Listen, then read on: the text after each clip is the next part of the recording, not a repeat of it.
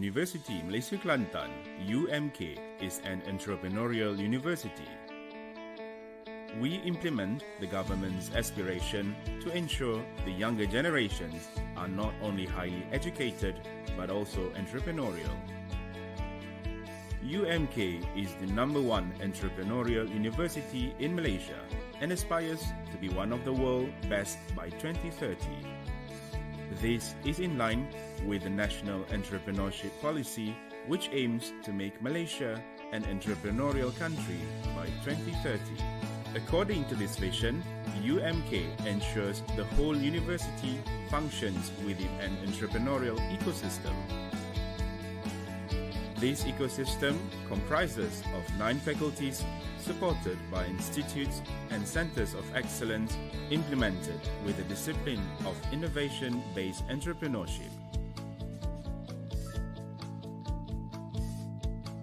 The university's upper management, together with UMK employees at all levels, are committed to realizing UMK as a Malaysian public university well respected for its foundation of entrepreneurship. Implementing this ecosystem, the UMK Entrepreneurship Institute UMKEI oversees 3 other entrepreneurship-based centers: the Center for Entrepreneurship Development and Education CEED, the Institute of Small and Medium Enterprises ISME, and the Global Entrepreneurship Research and Innovation Center GERIC. The Faculty of Entrepreneurship and Business, spearheading this structure, has successfully developed collaborative entrepreneurial networks such as UMK Frontier Street, Entrepreneurship Advisory Council, and proudly led the Committee for Ministry of Higher Education Guide to Entrepreneurship Integrated Education. From the academic aspect, UMK offers 29 undergraduate programs and 16 postgraduate programs in the fields of business and management, tourism and hospitality, science and technology, as well as arts and heritage. The university is constantly enhancing its teaching and learning system to ensure that the process of learning takes place creatively and innovatively through My Academic Integrated System, My EYES, massive open online courses, MOOCs, and blended learning. UMK is committed to the development of first-class graduates to become the leaders of industry. Collaboration with world-class local corporate sectors, as well as a network of well-known regional educational institutions, is aimed at empowering UMK from various angles. This is evidenced by the increase in the marketability of graduates and graduates who create jobs through businesses. Research, innovation, and commercialization is another important part of UMK. Research funding and the number of innovations and commercialized products increase every year. UMK has performed well in various prestigious competitions. With the hashtag UMK for Society, UMK is also involved in various community activities. Our staff and students consistently demonstrate outstanding skills and abilities. With such a great spirit of teamwork, UMK has never looked back to emerge as a respected educational entity in the region. We at UMK believe that our presence will give a new look to the development of the Valley of Knowledge. Indeed, our core, entrepreneurship, will always make us, University Malaysia Kelantan, relevant, unique, and different.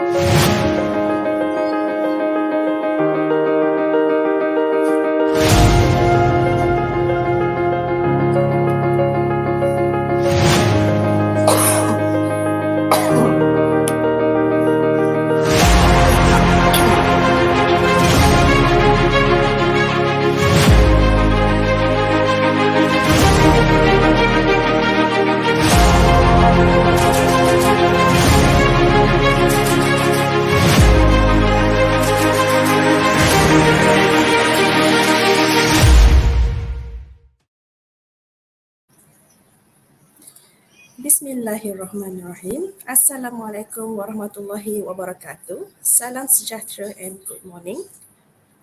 Prof. Dr. Razli Cik Razak, Vice Chancellor, University Malaysia Kelantan. Professor Technologist Dr. Arham Abdullah, Deputy Vice Chancellor, Research and Innovation, University Malaysia Kelantan. Prof. Jason Potts, Distinguished Professor of Economics at RMIT University and Co-Director of the Blockchain Innovation Hub at RMIT, all directors, dean and deputy dean, members of organizing committee, and to all our virtual conference participants. Let me begin by giving you a warm welcome to the second day of the 10th International Conference of Entrepreneurship, Business and Technology, InCEBT 2022. Ladies and gentlemen, InCEBT2022 is the third virtual international conference organized by the Faculty of Entrepreneurship and Business, University Malaysia Kelantan. And for your information, the presentation for this conference features both synchronized and asynchronized, which includes 124 paper presentations. The session were held in several parallel sessions, depends on the field, starting by yesterday. Please refer to the provided e-book book for the details. And all participants must fill out the attendance form per the link pinned on the Facebook.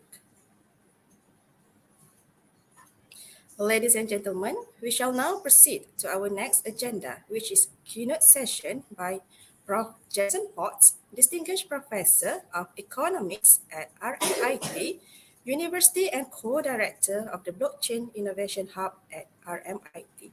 For that, I will hand over the floor to technologist Dr. Alina, Senior Lecturer from Department of Data Science, University Malaysia Kelantan, to chair this keynote session.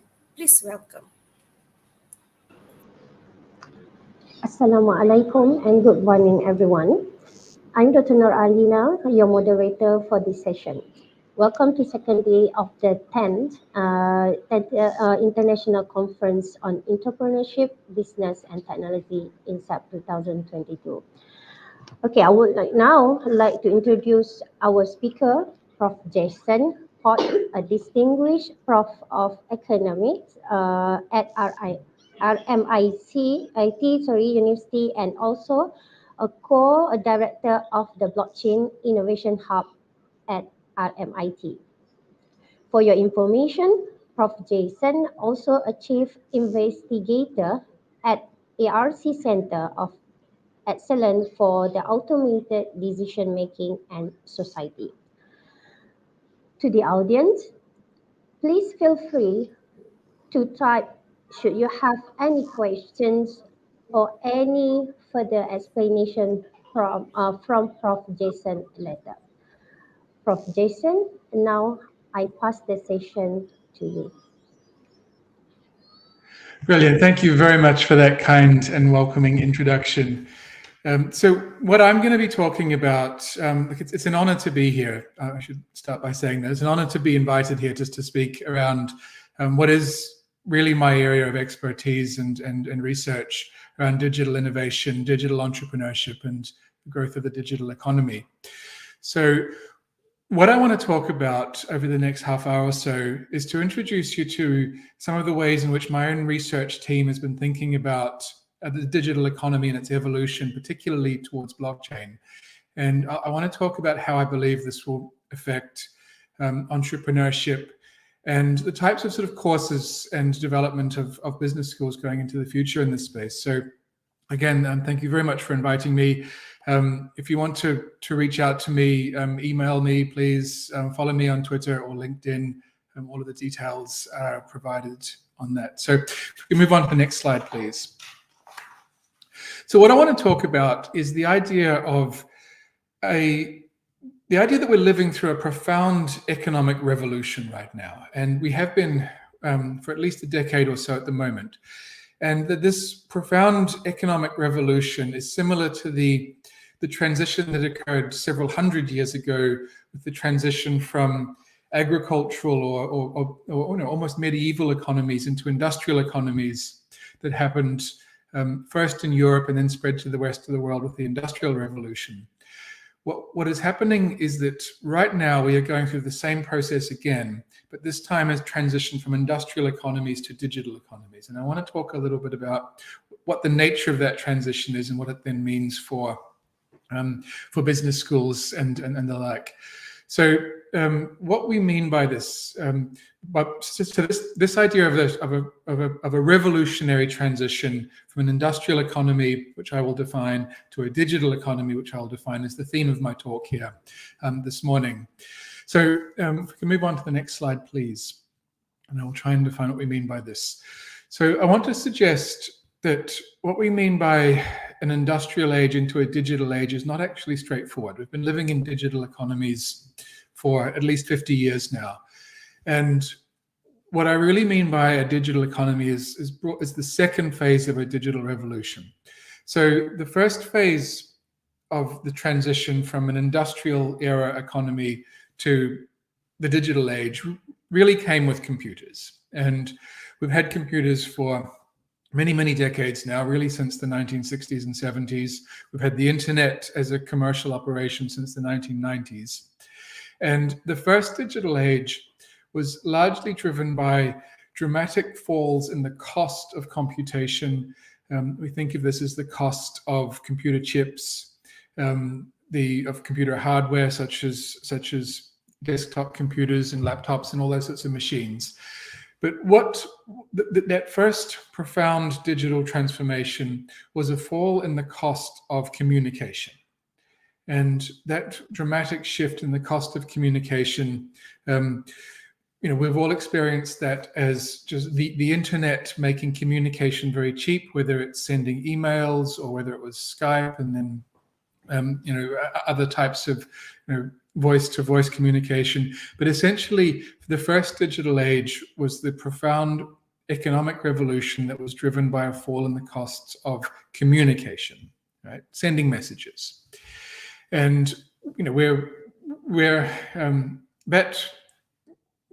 significantly deep into that period of the revolution.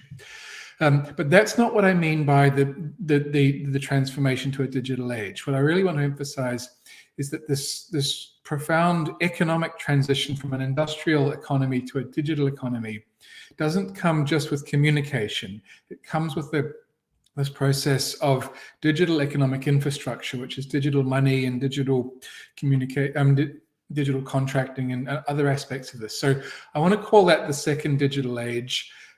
We can think of it as this process of the transition from Web 1 to Web 2 to Web 3, which I'll talk about a bit more soon.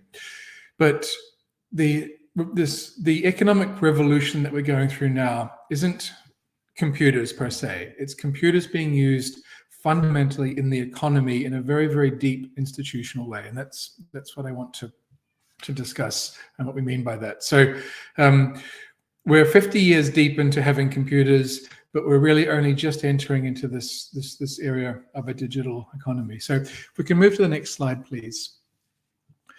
Now, let me provide a visual sort of metaphor for what I mean by this. So an industrial economy has industries. It's made of parts of the economy, sectors or industries that you can think of as being basically like vertical stacks. So you've got the agricultural industry or the manufacturing industry or healthcare industry or the tourism industry. And each of those industries forms a part of the economy that is a relatively self-contained industrial sector. But and we'll have individual firms will be part of that sector, and we'll have economic growth that is coming from those sectors, and we measure the economy in terms of those sectors or those industry verticals.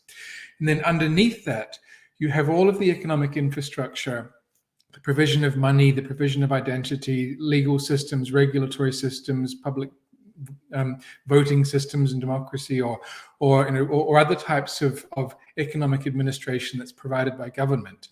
Really sits below that as a public infrastructure that's provided at the level of a nation state, whether it's Malaysia or whether it's Australia or any other sort of nation state tends to provide that economic infrastructure, and industries and the economy sits on top of all of those things. So that's the architecture of an industrial economy. as that structure of industry verticals then sitting on a foundation of economic infrastructure. And we've had that model for hundreds of years now. That is the beginnings of an industrial economy really began not just with the development of new industries such as iron or steel or computers or oil or tourism or agriculture or whatever, but it was the building of that on top of economic infrastructure that was provided by the public sector. Providing, and often you identify these with individual public ministries that are associated with, the Ministry of Agriculture or the Ministry of Health or the Ministry for Manufacturing, and each industry vertical will have its own government ministry responsible for that. So that's the architecture on the diagram on the left of how we think of the architecture of an industrial economy. The transition to a digital economy, the diagram on the right, this is the transition we're heading into now.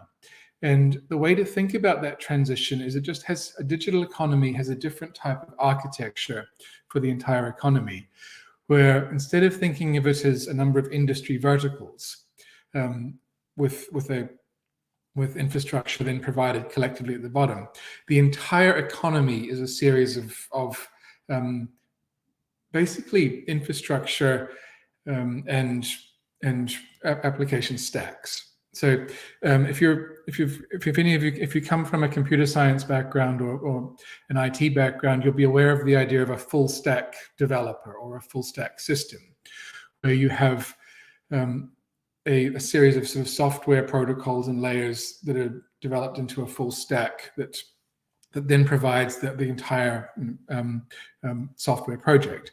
A digital economy has the same sort of logic, where the base layer of it, we have a sort of consensus protocol layer, which takes care of basic record keeping. That's something like blockchain.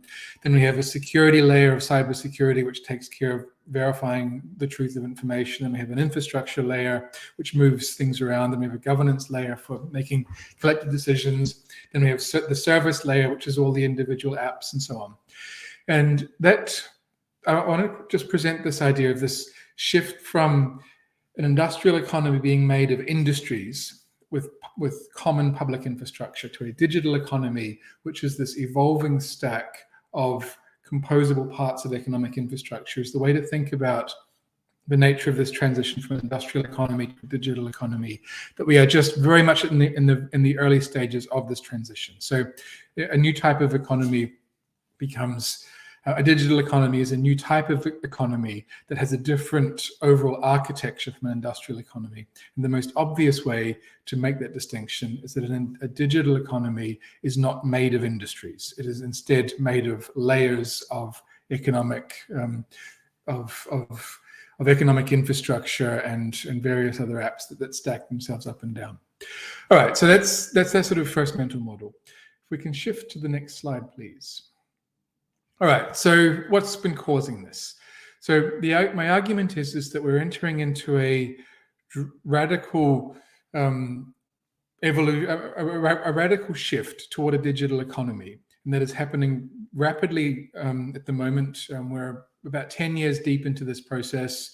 It'll probably be another 10 years for it to play out. So this is a 2-decade process of the emergence of a digital economy. But what's causing the arrival of that digital economy is not just one technology. It's not just computers. It's actually a supercluster of digital technologies of business automation.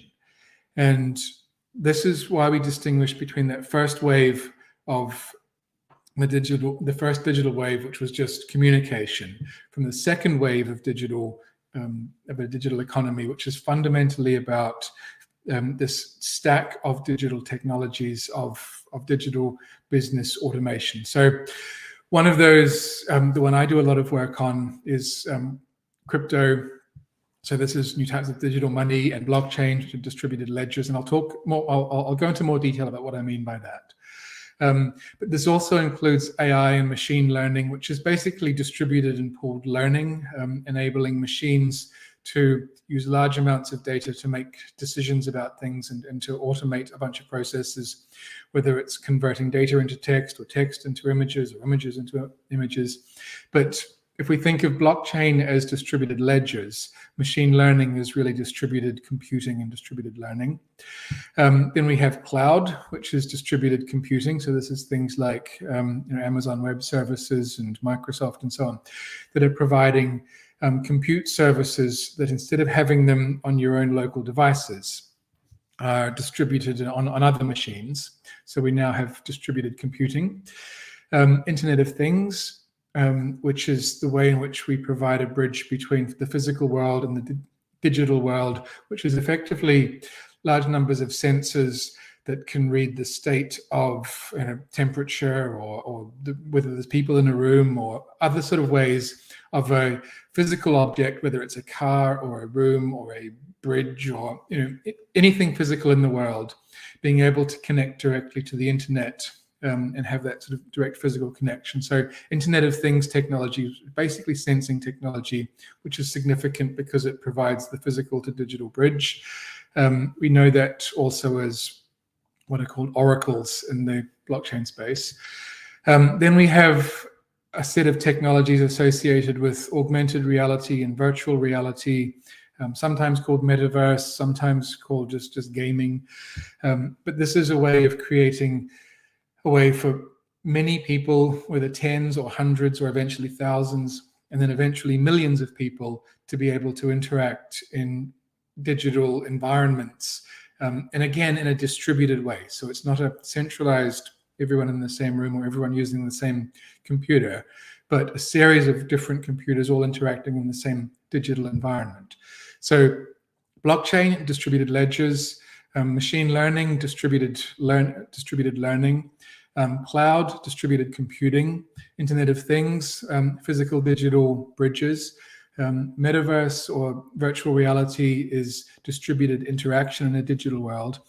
And the other part of that tech puzzle is the ability for this just to happen very, very quickly, which is all of the super fast or low latency computing. So that's 5G at the moment, or eventually 6G.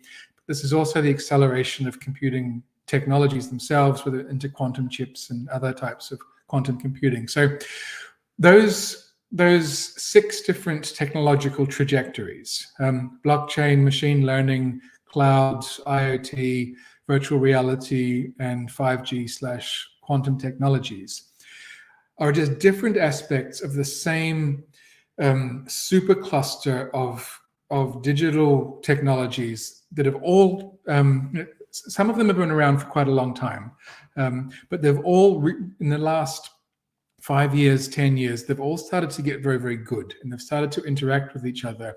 And we're starting to see these technologies come together, which is why I'm referring to them as a supercluster rather than a series of individual technologies. But that supercluster of technologies is the innovation driver that is pushing us into a digital economy.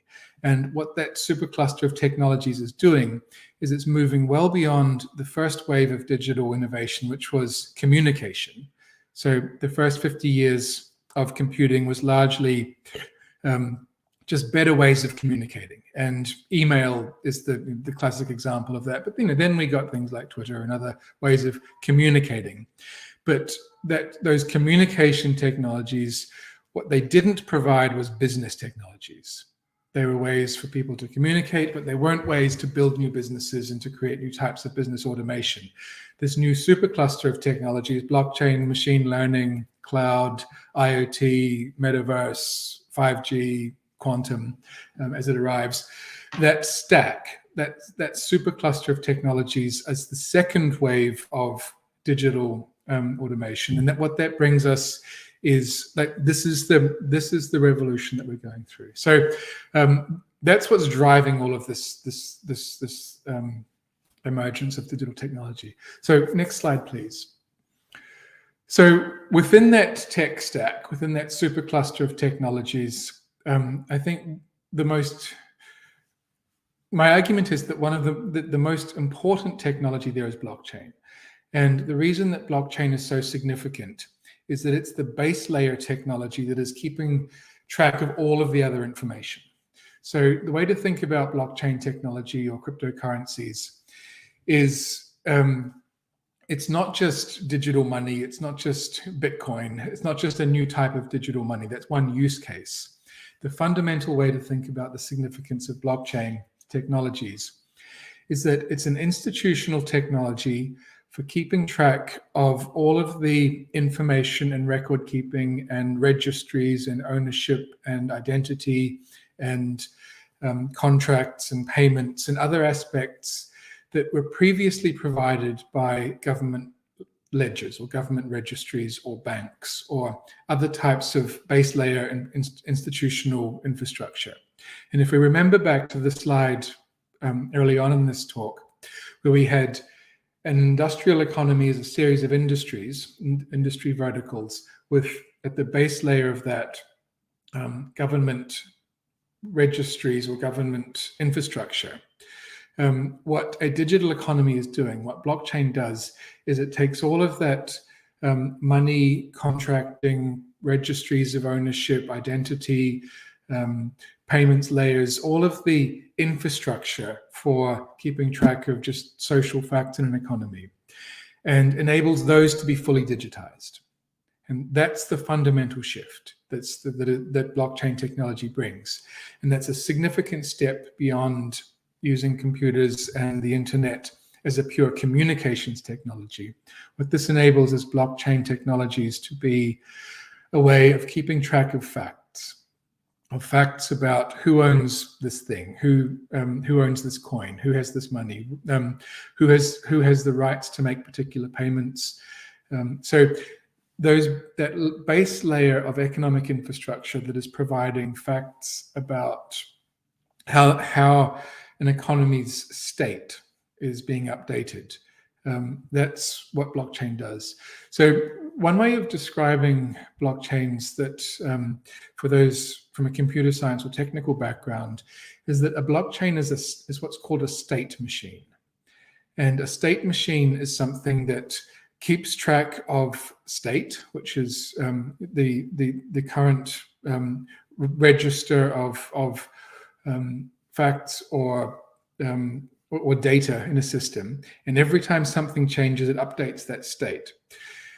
That idea of having, which is also the same thing that economic infrastructure provides around state of ownership, state of payments being made, state of other aspects of an economy. So if we think of blockchain technology as a digital version of all of the administrative record keeping that is needed to sit underneath an economy to keep track of all of the people, all of the machines, all of the ownership, all of the payments, all of the changes in any of that has been made, which is common knowledge about economic facts. That way of understanding the nature of blockchain technology as providing that base layer of an economy upon which everything else digital gets built.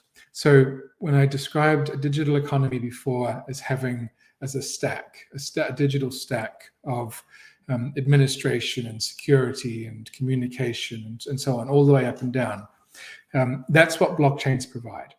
And then on top of that, we can then build other digital things such as communication between humans and machines. That's IoT. We can have communication between, we can have ways for people to store information and have others accessing that. That's cloud. Then we can have ways of bringing automation or automated decision-making into a system that's machine learning. And so on. So this idea of blockchain technology as the base layer of economic infrastructure is why this is significant. This is why we're dealing with a digital revolution at this stage. And this is why blockchain technology is the base layer technology of this supercluster of technologies that is marking this transition to a digital economy. Next slide, please. All right, so that's the sort of nature of the shift. Why is this important? The basic reason that this shift to a full stack digital economy, where the economy is digital all the way down, right to the base layer of record keeping, The reason that that is significant is that digital versions of this are much, much cheaper than analog versions or versions that are done by human record keeping or other sort of things. So that basic argument around why is this supercluster of digital technologies, why is this significant? Why will this drive economic growth? Has a very, very simple answer. It lowers costs, and specifically it lowers transaction costs. So we think of transactions, we think of all the costs in an economy as really two sorts of costs. There's costs of production. This is costs of making things, the costs of factories, the cost of equipment, the cost of resources, electricity, coal, shipping, whatever. And then there's costs of keeping track of information. And these are transactions costs. So in an industrial economy, we had huge amounts of innovation in driving production costs down with better technologies. But we had very, very few amounts of innovation in driving transactions costs down because the way in which we dealt with money or record keeping or administration in the 2010s was more or less the same as we were doing it 100 years ago. There wasn't a great deal of advance or innovation in new technologies in keeping track of social facts. But that is what is changing with a digital economy. So we can think of this as reducing search costs. How do I find who owns something, or how do I find information about something? We can think of it as replication costs of producing new versions of information. We can think of it as transportation costs of moving information around. We can think of it as tracking costs of keeping track of how information is moving through a system. And we can think of it as verification costs, which are just verifying and proving that something is true.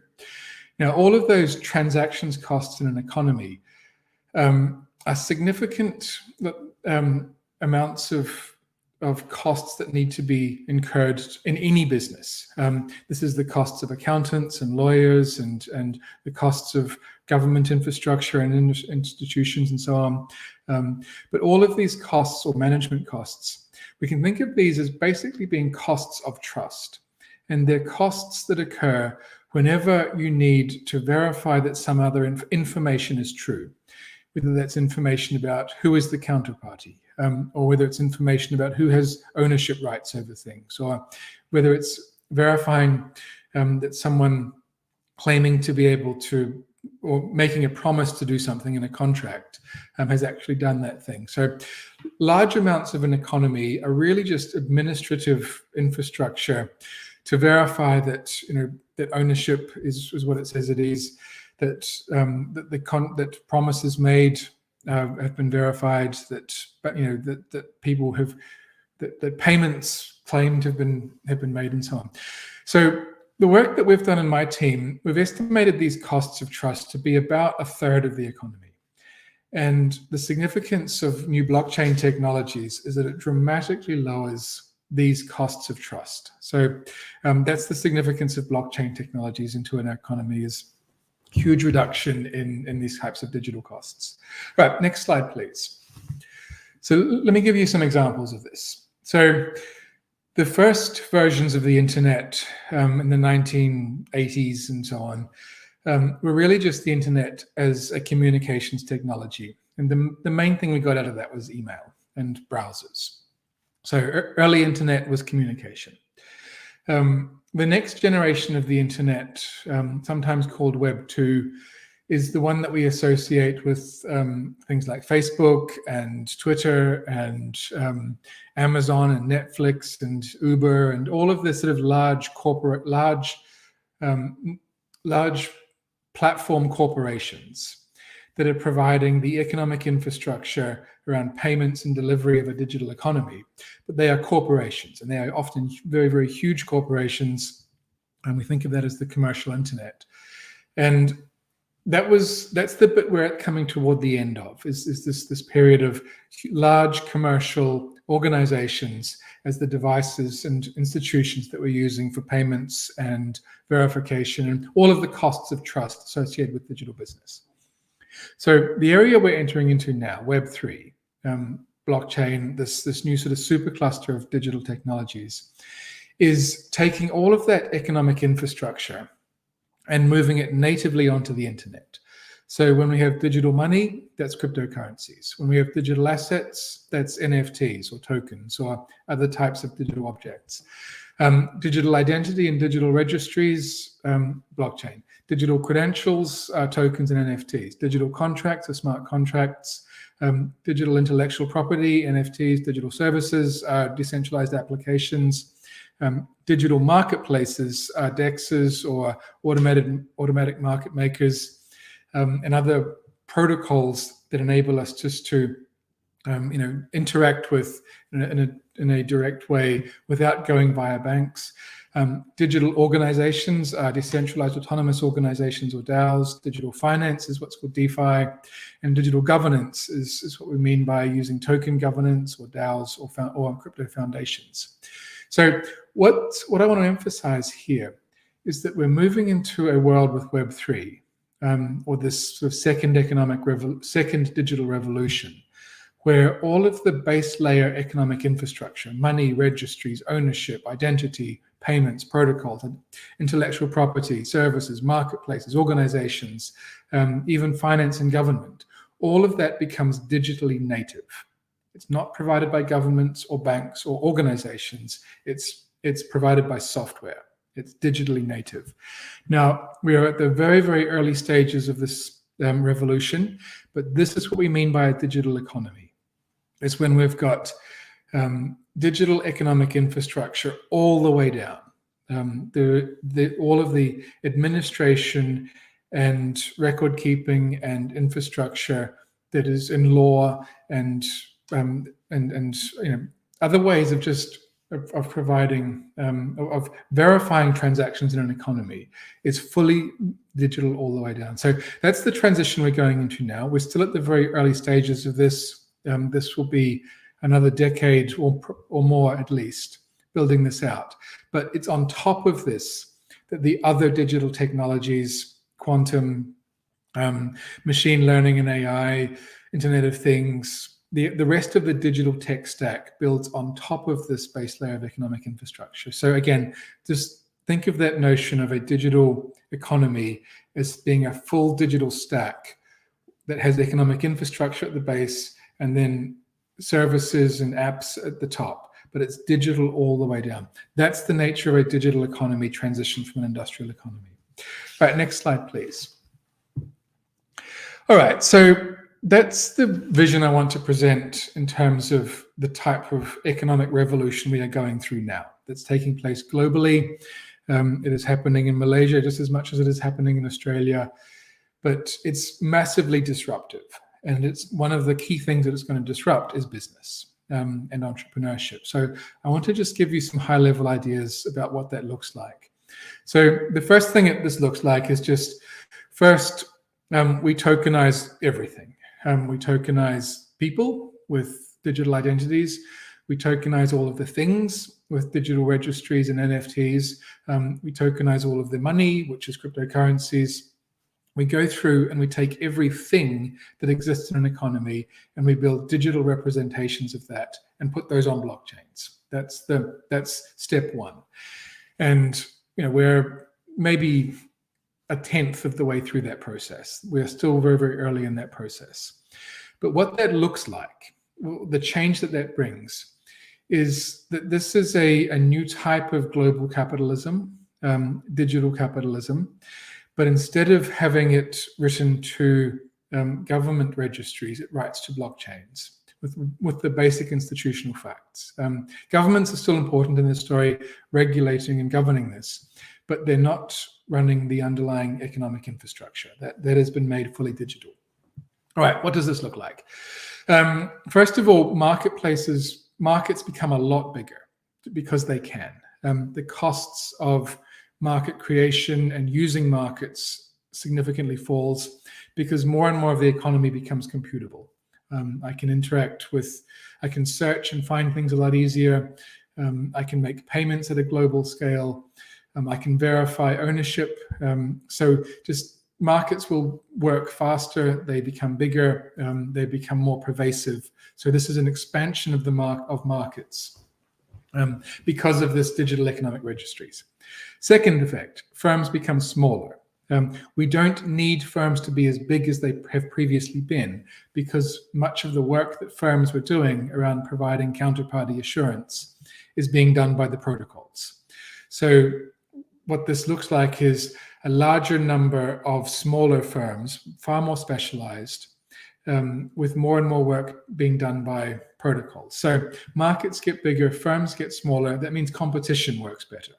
So broadly, what that looks like is a more competitive, more innovative global economy with less sort of monopoly power and less significance of large firms, and therefore the need to regulate them and control them and have and worry about the political influence of large firms. So that's a pattern prediction about how we will see these types of technologies working.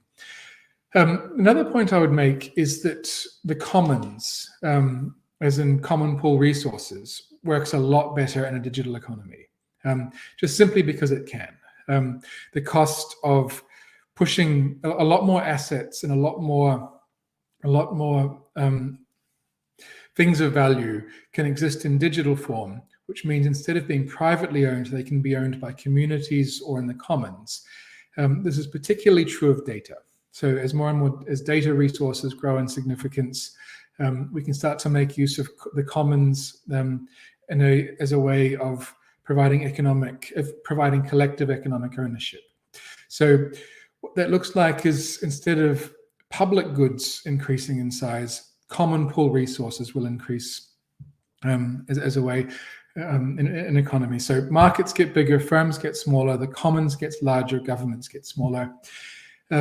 We also will start to see shifts in the way finance works. So we've got new models of venture finance where, instead of having debt-based finance or equity-based finance, debt-based finance being loans, equity-based finance being joint ownership, we'll start to see community ownership of creating new types of projects. So tokenization of projects provides a new model of financing new projects that is neither debt nor equity, but rather a sort of a hybrid concept of dequity, if you will.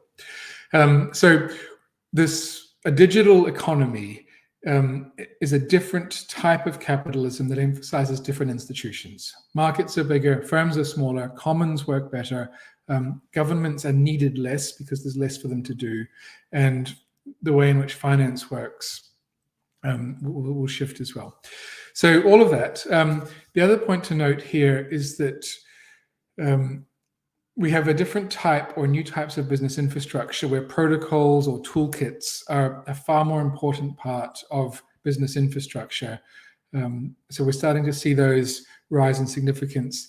And again, these protocols and toolkits are not necessarily owned by companies. They're either governed by or supported and serviced by governments, or they're privately provided. So the rise of protocols is important here. The other thing is that a digital economy, new types of projects and businesses and so on are born digital and born global. They don't begin in the physical world in a country. They can begin directly on the internet at global scale, which has important implications for entrepreneurship because of how fast things can move. Right, next slide, please.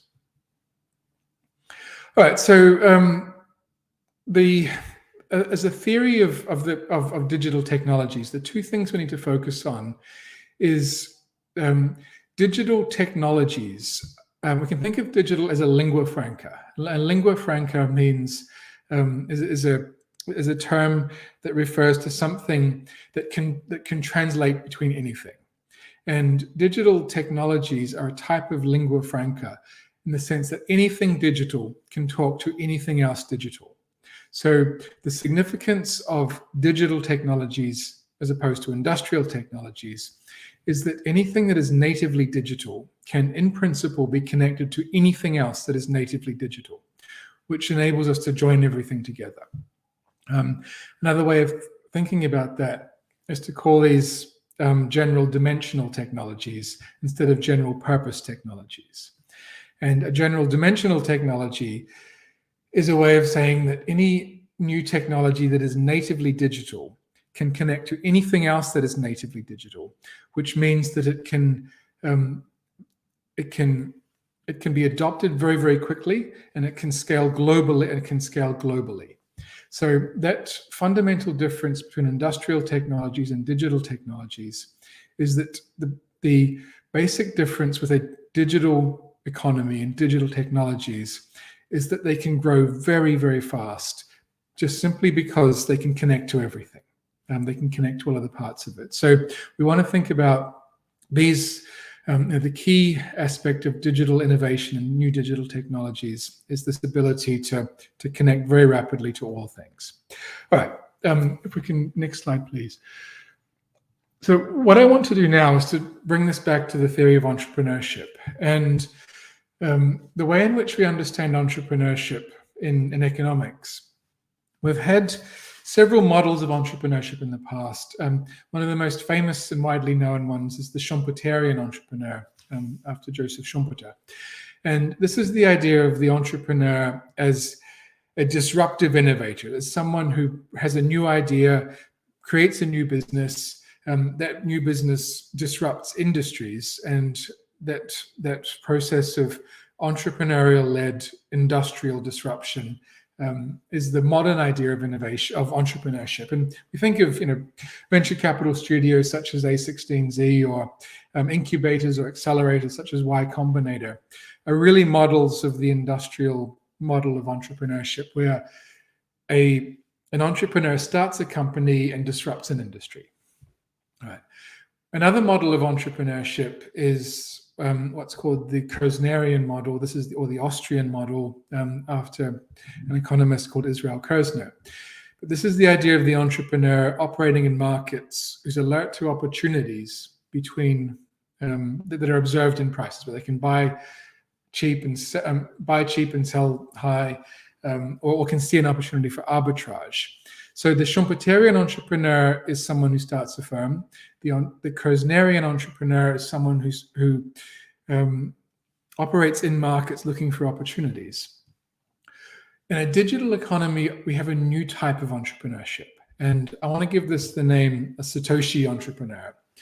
But what the Satoshi entrepreneur is doing is they're using these new digital tools, whether it's blockchain or AI or Internet of Things or other aspects of machine learning or a metaverse.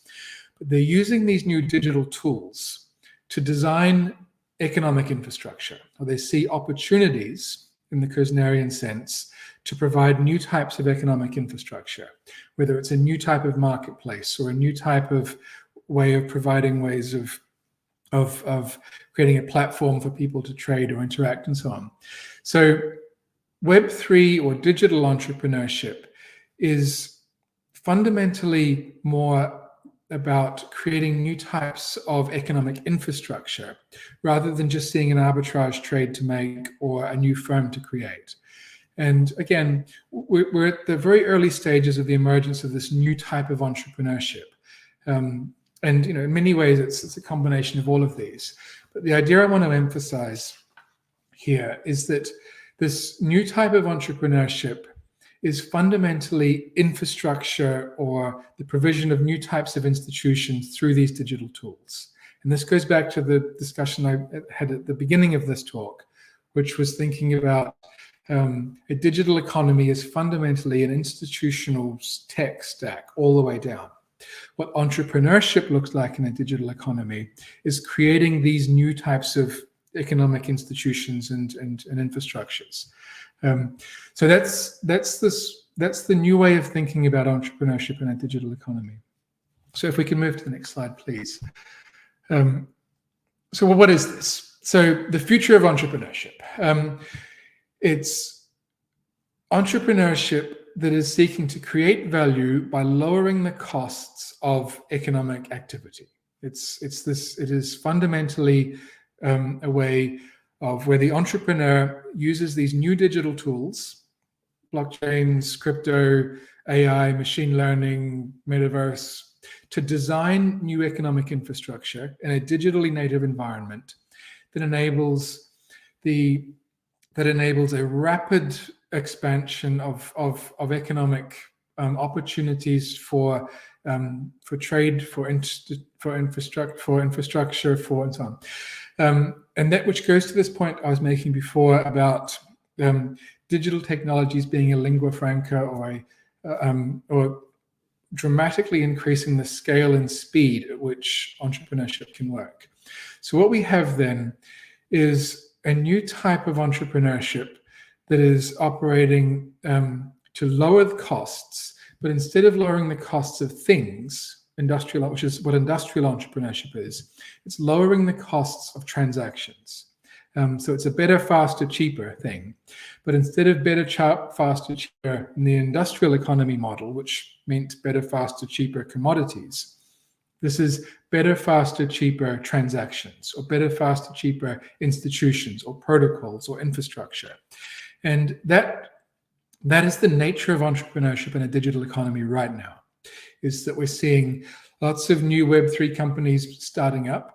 These new Web3 companies are doing things like providing a new type of smart contract platform, or a new type of money, or a new type of verification of identity. They're providing new types of economic institutions that work at global scale to enable new types of transactions. So this is my presentation of what the future of entrepreneurship is in our Web3 economy, is that it looks different to industrial entrepreneurship, which was largely about producing new types of things, to this is Web3 innovation and entrepreneurship, and is about producing new types of economic infrastructure. So next slide, please. So what does that look like for a business school? So what I want to suggest is two things. The first is that if we take that idea of the future of entrepreneurship in a digital economy and ask, what does this mean in a business school context?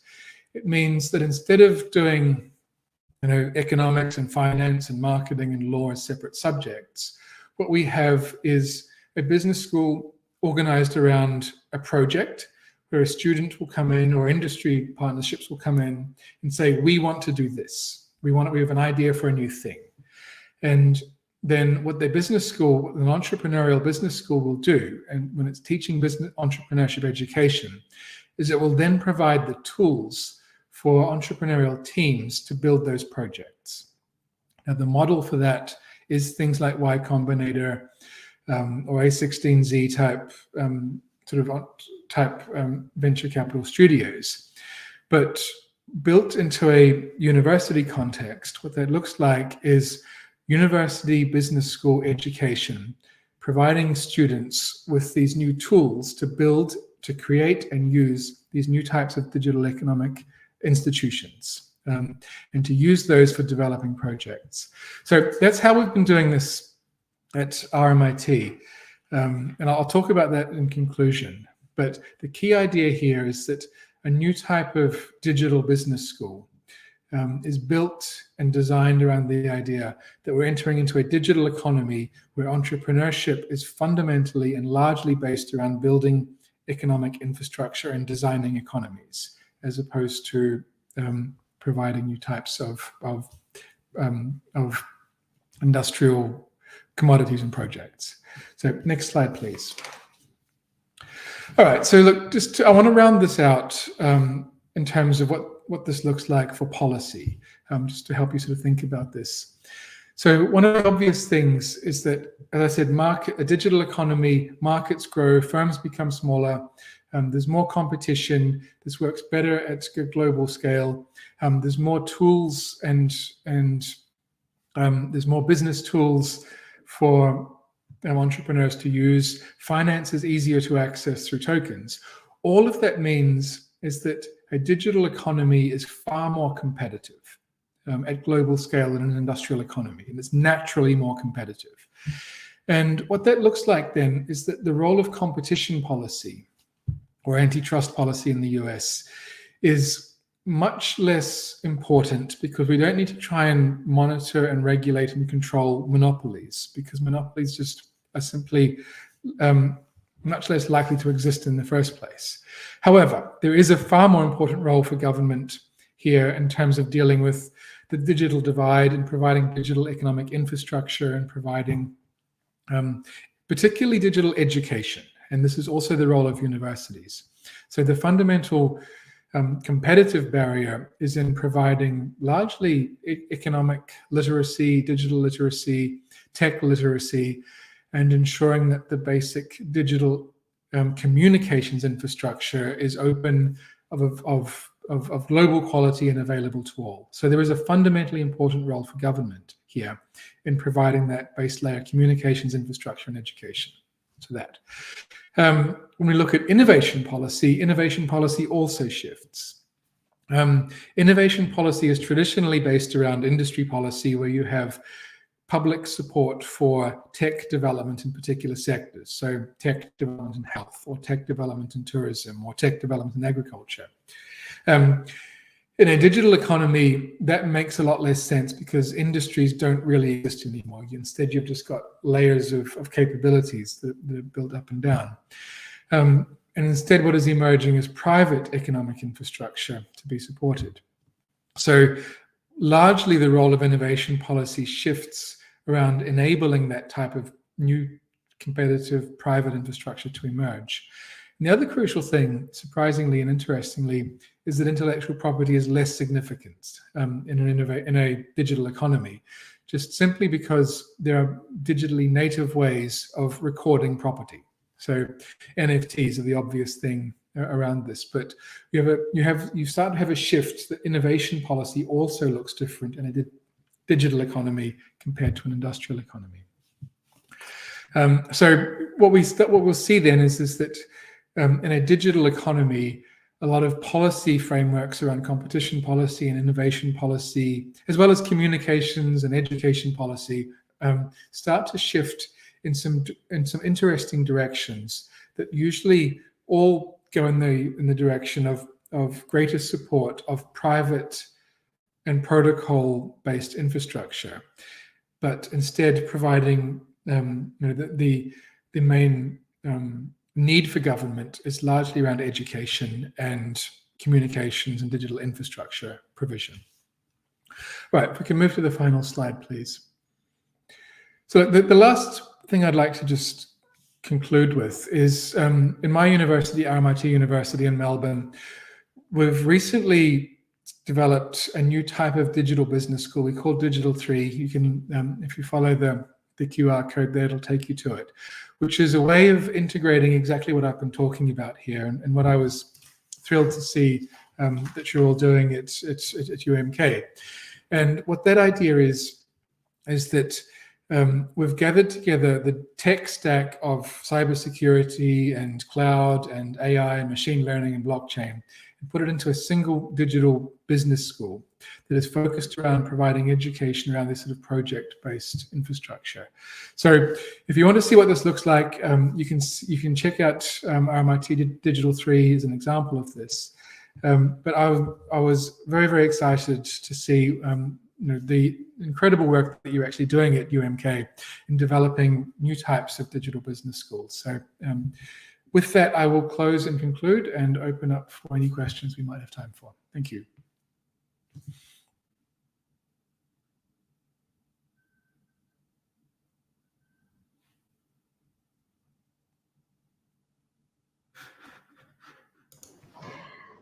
Thank you for the beneficial and valuable sharing information from you, Prof. So as we are running out of time now, so I think I can read out only one or two questions for you. So perhaps you can share for the short answer. Okay, we have a questions from Ahmad Ridwan Abdullah. He wants to know that we know that we have to embrace the digital economy and all the technologies that come with it. What would you suggest for us as an academic in a social science field to be actively involved in this development? Yeah, thank you. Look, I think the obvious thing is to pick a particular area of development, such as agriculture or tourism, and look at all of the ways in which you can start to create new types of entrepreneurship in that space, a solution to these things. So the key idea for us is not to have digital silos where you do blockchain and AI or machine learning or other things as separate things, but to find ways to integrate them to solve actual development and economic growth challenges. Okay, Prof. So the next question, maybe I can read from Nur Izzati Muhammad Anwar. Okay, do you suggest business school to adopt tools that facilitate interdisciplinary projects? Yes, absolutely. And I mean, this is one of the great things about online education in particular, is that it is naturally built for this type of collaboration. So more and more what we've been finding at RMIT is that a lot of entrepreneurship projects are naturally team projects where a group of people, 2 or 3 students, will come together to work together on developing a single project. So the more opportunity you have to build teams that bring together different skills from different from different sciences and engineering components into single projects, I think that really is the future of entrepreneurial education. Thank you so much, Prof. So before we end our session, do you have any last word from you? Maybe for 1 or 2 minutes. No, look, thank you all for inviting me, and please do follow up on email. I put my email at the side of the slides. If you have further questions, I'm very, very happy to discuss this through email or on Twitter or other sort of social media. So do please reach out to me if you have further questions. And I'd love to hear from you. Thank you. Okay, to the audience, like what displayed on the slide now, here is the email address of Jason, Prof. Jason. So jason.potts at rmit.edu.au. So should you have any need more explanation or more information from him, you can reach him through his email address. Okay, I would like to thank all of you again, and especially to our speaker, Prof. Jason, for his excellent thought.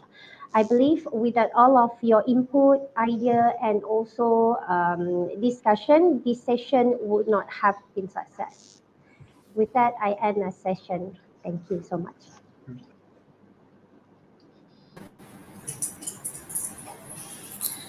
Thank you, Dr. Alina and Prof. Jason, for the great sharing session just now. Ladies and gentlemen, this morning ceremony has now come to an end. On behalf of the committee, I would like to extend my utmost appreciation to our guests of honor. I would also like to take this opportunity to extend my appreciation to the individuals who have been involved in making this virtual conference a success. Most importantly, on behalf of University Malaysia Kelantan, I wish the participants of InCEBT2022 a meaningful and productive day ahead. I would also like to remind all the participants that we will have a prize giving ceremony.